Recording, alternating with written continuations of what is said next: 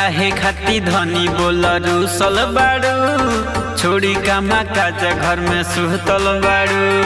बोल ना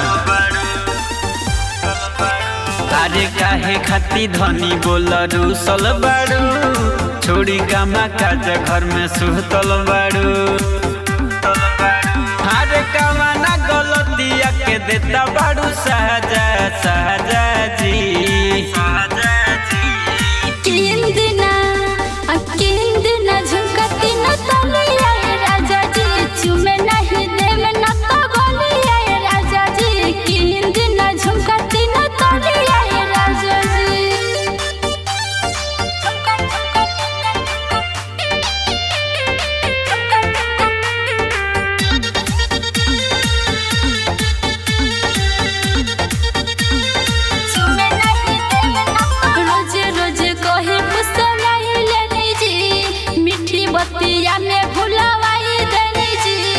सुन करे जा तनी मान हमार बात, रुपिया ना पैसा बावे खाली बावे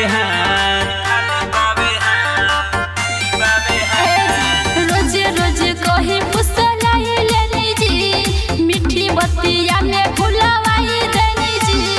सुन करे जा तनी मान हमार बात, रुपिया ना पैसा बावे खाली बावे भर मन प्यार कली बहिया में आजा आजा जी। किन दिना झुमकती न तलिया राजा जी, चुमे नहीं देम न तो गलिया राजा जी। किन दिना झुमकती न तलिया राजा जी।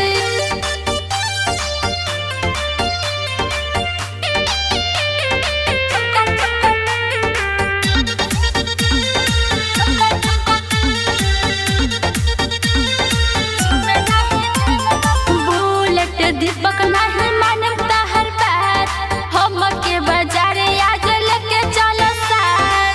आज भरनी बीत जाए दोना दिन, चले के बाजार काल दे देहब कीन।